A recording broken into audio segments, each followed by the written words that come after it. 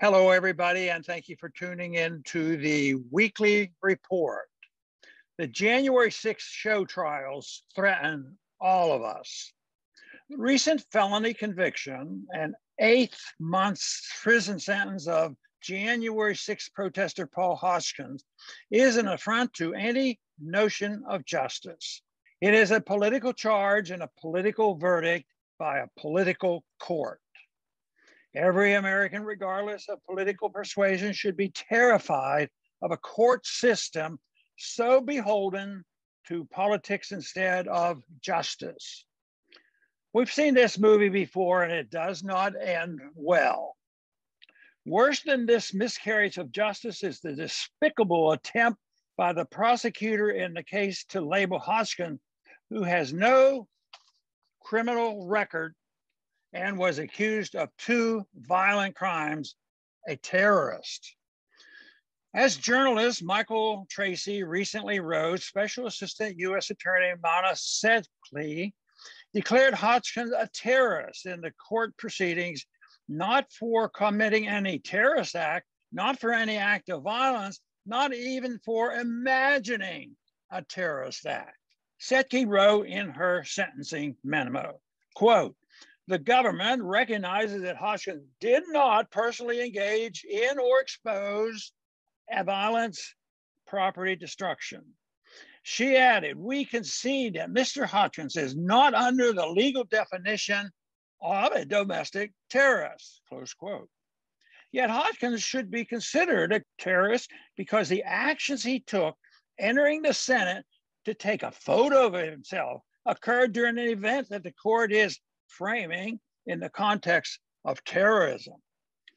That goes beyond a slippery slope. He is not a terrorist because he committed a terrorist act, but because somehow the context of his actions was, in her words, imperiling democracy.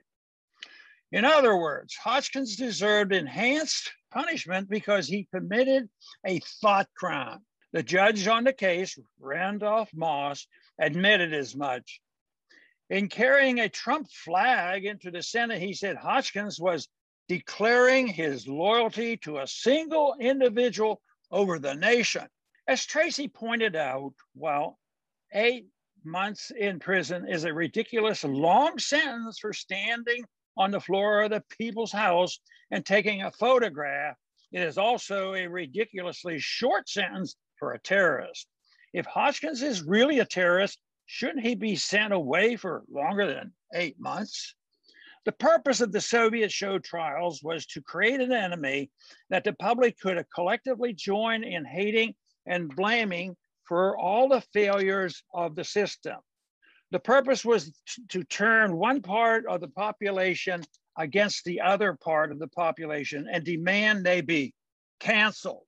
And it worked very well for a while. In a recent article, libertarian author Jim Bovard quoted from Solzhenitsyn's Gulag Archipelago about how average people turned out to demand justice for the state's designated political enemies.